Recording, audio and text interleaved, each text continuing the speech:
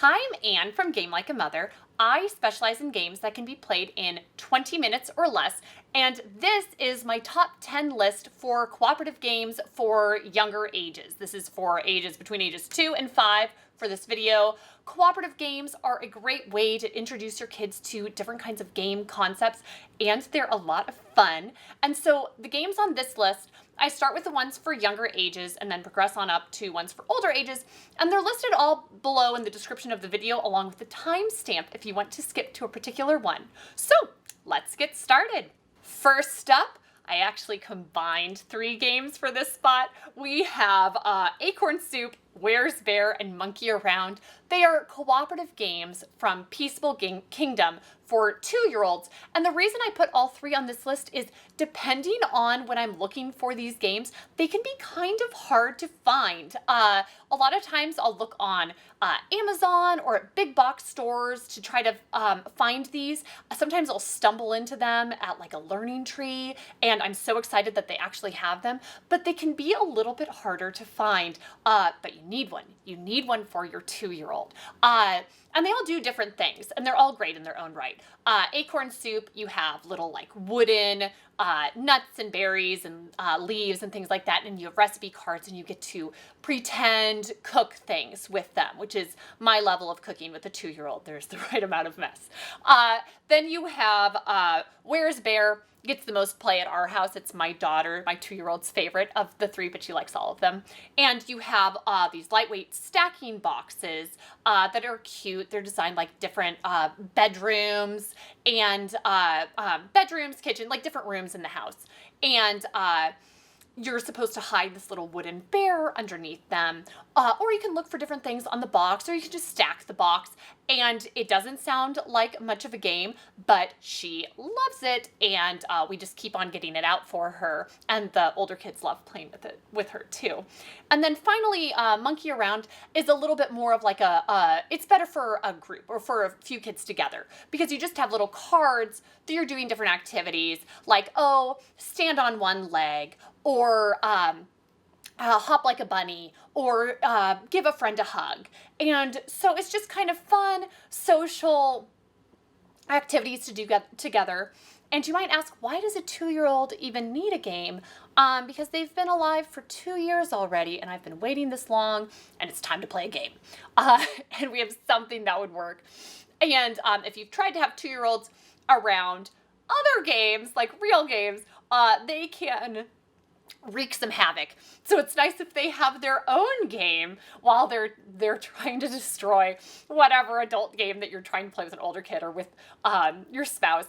And they're like, oh, well, here, why don't we get out Acorn Soup for you? And you can play your game by us and we can help you.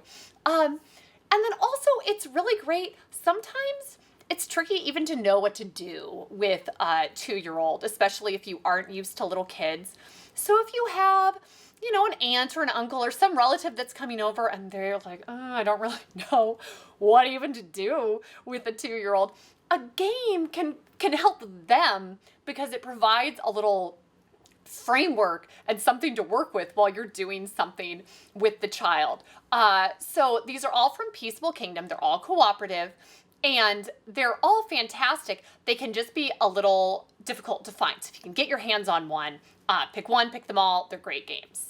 Next up, we have Dinosaur Escape. It is another Peaceable Kingdom game.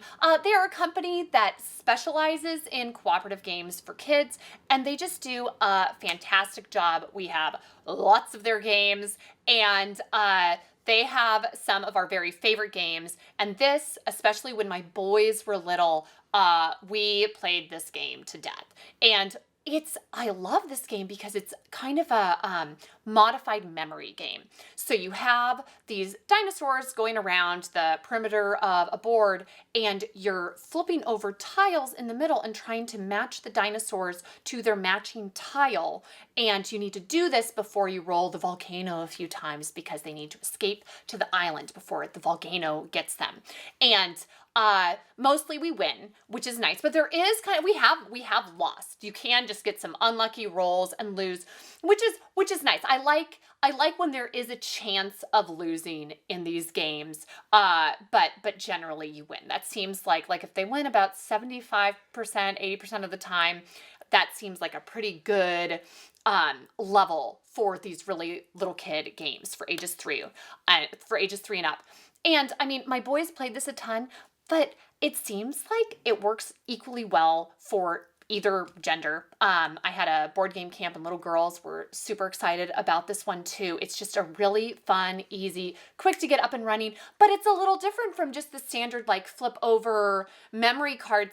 And as an adult, you might appreciate it if you're playing with it, because adults are terrible at memory games. It seems like my kids always would destroy me at memory games, but I could hang in there for this one and actually be a help. So it was the right level for me too. But a great theme, great gameplay. This one is an excellent choice.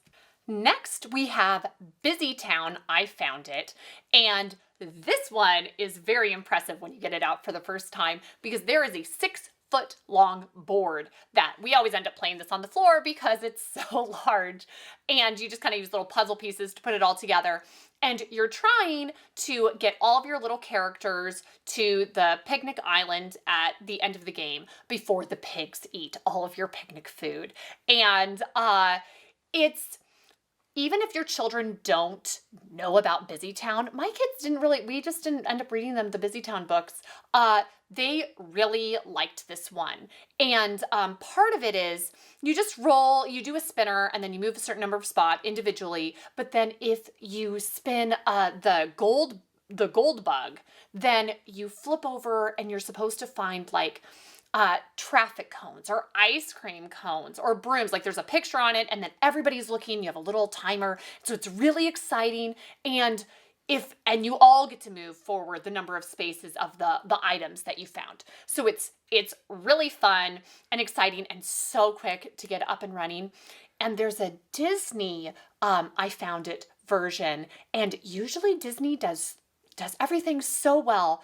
But between the Disney version and the Busytown version for this, Busytown wins hands down in our house. We own both, and we barely ever play the Disney one because it's smaller. It's for a slightly older age. Busytown is ages 3 and up, and Disney is ages 4 and up. So they made all of the pictures a lot smaller on the Disney one, which makes it a lot harder to find things.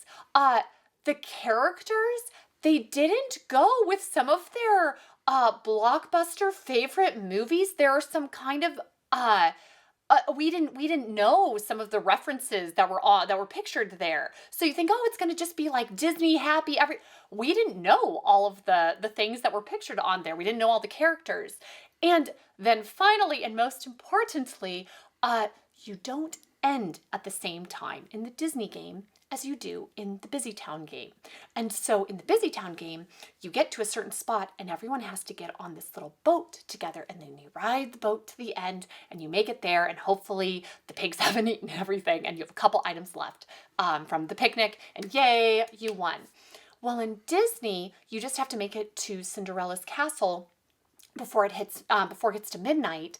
And so, I mean, try explaining to a 4-year-old that they made it to the castle and now they're supposed to, at 10 o'clock, and they're supposed to sit there and just watch the other person and help if it's a time to search for something. But besides that, they're just watching and waiting for that person to get there, hopefully before midnight if the other person's further behind. My kids are reasonably kind to each other, but whoever made it was like, okay, I won this game. See ya. Too bad if you don't make it before midnight. I did, so I guess I'm a winner. And I don't need that, especially if there's an easier, happier alternative. So if you really, really love Disney and you have slightly older kids, it's fine, it's good, but Busytown is great, and it really matters to have them end at the same time.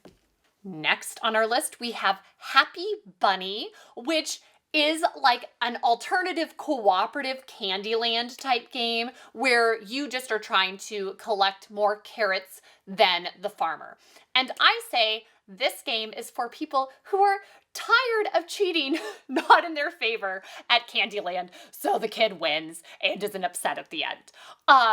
It's the same kind of board where you roll the die and then move to a particular color, which I did not give enough credit to the creators of Candyland before I played with young children, because it turns out the kids are terrible at counting spots at first. And if they just know to go to the next color, they can do well. But if they need to count 3, sometimes it's like a 1, 2, 3, and you're like, no, you just went up 7. Or they'll count their starting spot a couple times, and that's all good things to practice and figure out. But sometimes it's nice to just roll the die and go to the correct spot. And another thing that I like about this game, I wasn't so sure at first, but you put the little carrots into the board each time. So if you're paying attention, the bunny collects the ones with the little bite marks out of it. The farmer only likes the whole ones that don't have any bite marks out of them. So if you're the one putting it in, you can kind of keep track of where you think you put more of the ones that were the ones the bunny liked. And, that just means there's a memory component to it as well. If your child puts in it and remembers where they put all of the ones that had the bite marks, good for them. Good memory. I'm glad you won the game. So if that bothers you, that might not be so happy. You're like, oh no, I've got to do this secretly, and then it's a truly random selection process. But kids love getting to load up the board with the little carrots. And I was very worried that my kids were going to bend all the carrots because they didn't seem that sturdy. We haven't bent a carrot, and we've played this one a lot. So it's just a great, everybody knows and loves Candyland or doesn't love Candyland, depending on and this is just a great, like, okay, you want to try to branch out to something that's pretty easy and familiar, very familiar general gameplay, but cooperative and happy. Next up, we have a unicorn Glitterluck game. This one is Party for Rosalie. There's a few different versions of unicorn Glitterluck they have out there. This is a cooperative one. There's a dexterity kind of themed one that's a cloud stacking one that is cooperative as well. And then they have a competitive one that's a different version. And I checked with a friend, and she said this was her favorite of the unicorn Glitterluck world.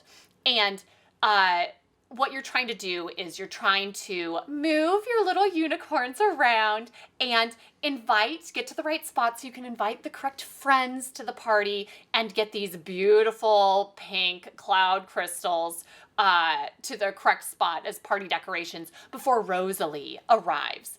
And this game is, I have a little bit of a tough time with this game. I'm willing to play most games. It's so pink.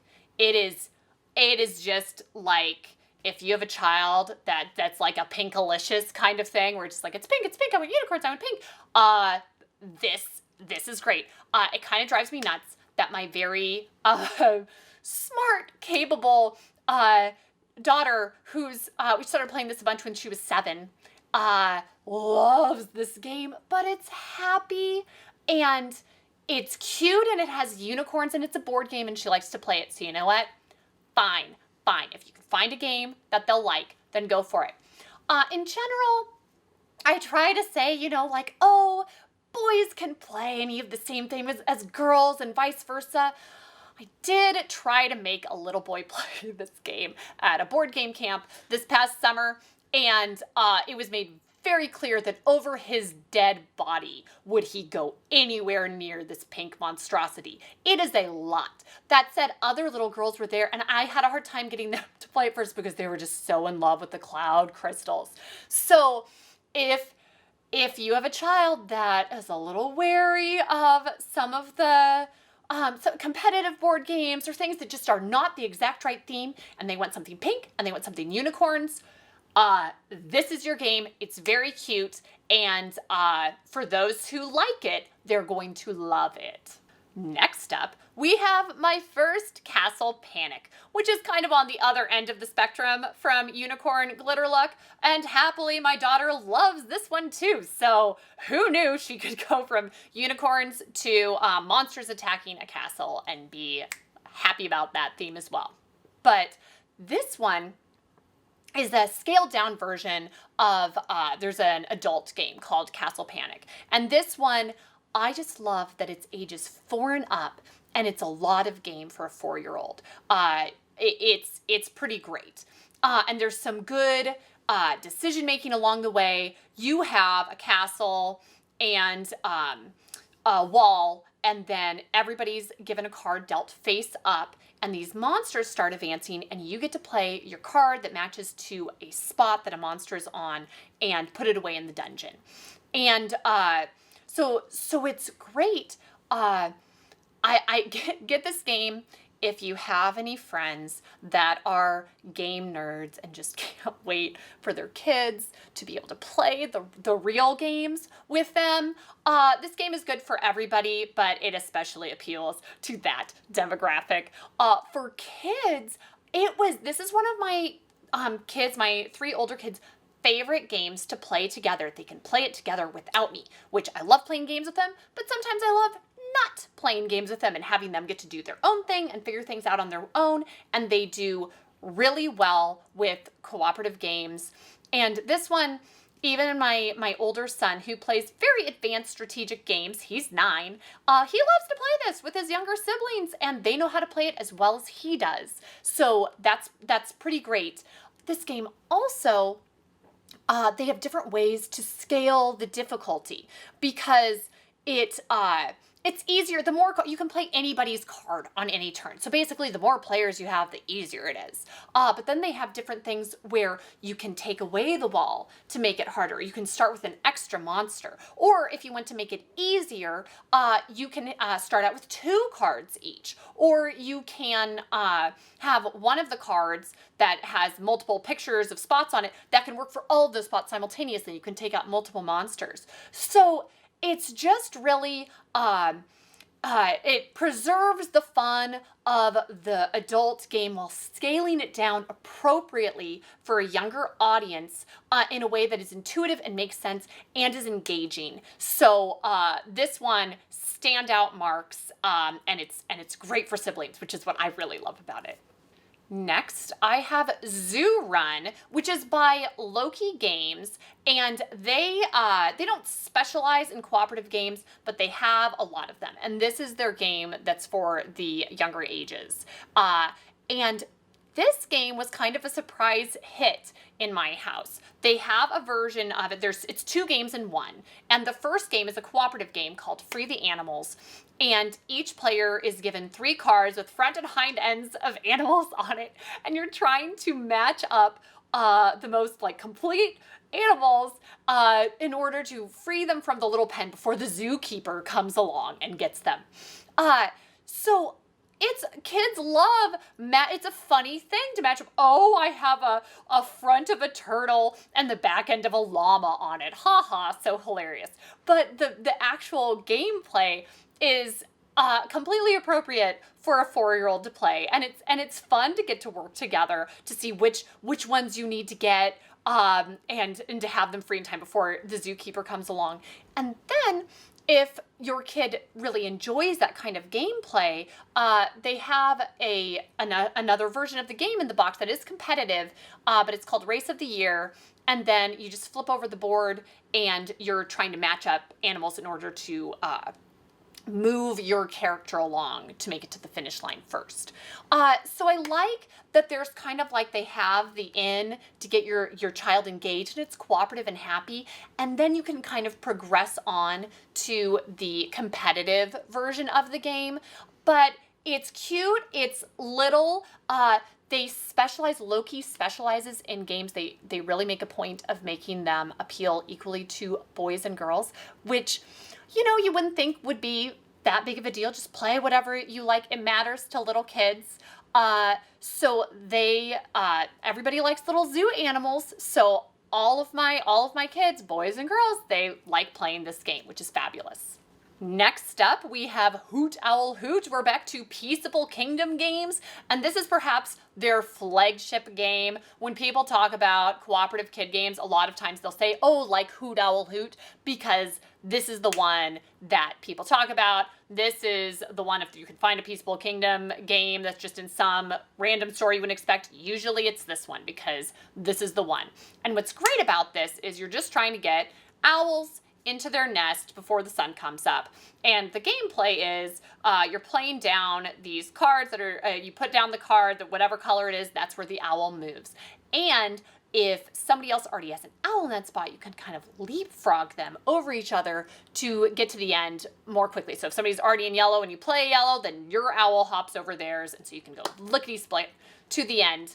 And you can play this with little kids who just want to play their favorite color, and you can do that, and generally they will be successful and still win because in the rules they allow you to start with fewer owls. Sometimes you can start with just 3, and so then there's a little more flexible. It's not quite as difficult to get them into the nest in time. And then when kids get a little bit older and actually get the strategy down a bit, they can say, okay, well, I've got to play my sun card, and so, but this next person's going to be able to play this thing, so you need to play this card so we can get these owls moving because we have to get 6 into the nest in time. So I love a game that is cooperative and nice and can be whatever you want it to be for the kids. It can be as relaxed and just happy learning the basics of how games work for a younger child, and then for an older child who's like, okay, well, let's do this. We're a team and we're doing this. We're on a competitive mission together to scale up to that and still provide interest and variety for those kids too. So this game is great at handling that. Next, we have Race to the Treasure, another Peaceable Kingdom game. And this one, you're trying to create a path to the treasure before the ogres get there. It's kind of like Hoot Owl Hoot in that respect, where just anytime you draw an ogre card, they're moving along and you're trying to do complete your path before they get to the treasure. This one has some really fun, unique gameplay that you don't see in a lot of little kid games. In order to set up the board, you roll dice and you place key cards that you need to collect along the way, and you have to use a grid. So it teaches kids how to read a grid, and it's a very simple, happy way, but it's one of those concepts that you don't even really think about, but it's nice for in school where they get there and the teacher says, okay, and this is how a grid works, and they're like, oh, of course, that's like Race to the Treasure. And it's fun because it's a different kind of gameplay too, where you're drawing these path tiles and you are getting to decide as a group what is the best way to chart our course. So it's a different kind of concept than a lot of other games for this age group, and it works really well, and it's a lot of fun to play. And finally, we have Outfoxed. If you are going to get one cooperative game for your kids, and that's going to be it, I would pick Outfoxed. Outfoxed is basically a cooperative, faster, easier version of Clue. And you have a fox that stole the pie, and you're trying to figure out which one of all of the suspects is the one who did it. And so you're rolling dice and trying to get different combinations in order to either reveal more suspects or move around the board and collect clues, which you get to use a decoder to see if they match a particular suspect, which kids flip out over the decoder. It's super fun, and it adds a lot to the game. Kids go nuts over this. I have brought this to, my kids played it like crazy. I've brought this to Girl Scout events, we've played this at board game camp, and literally everyone loves this game. They pick it up quickly. It feels like there's a bit going on because you're rolling dice and deciding what you're going to do and where you're going to move and which ones you're going to flip over and reveal. And the fox is moving to the foxhole, and so it feels like there's a lot going on. But it's pretty manageable, and my kids can play this successfully on their own, happily, without me, which is amazing. And And we've never lost this game. You can adjust how far the fox moves depending on if you don't roll anything that you're able to work with for that turn. And we've always just used the minimum, and we've never lost, which my kids don't seem to care about that. They don't really want to ever lose the game, but you can make it a little more difficult if you want to. But it ticks all of the boxes. It is an amazing game.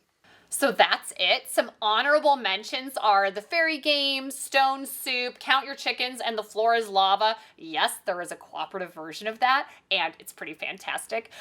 If you have any cooperative games for younger kids, please let me know. We love cooperative games in this house, and I'm always looking for more. And please subscribe to my channel. I have how to play videos and top 10 videos, and you can check them all out. So thank you so much, and I'll see you next time from Game Like a Mother.